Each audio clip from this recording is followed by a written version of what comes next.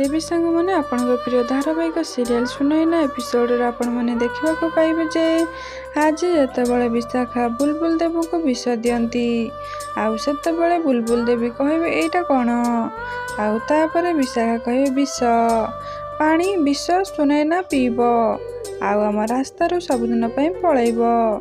आउ एबे बुलबुल देवी खुशी हो जाए सुनैना विष पानी नहीं जाती आउ एते बेले सुनैना बुलबुल देवी चाल विषय जापर खूब चालाकी से पानी को पी मरबार एक्टिंग करती आउ ठीक से समय बुलबुल देवी निज रूप को देखा जाई कहे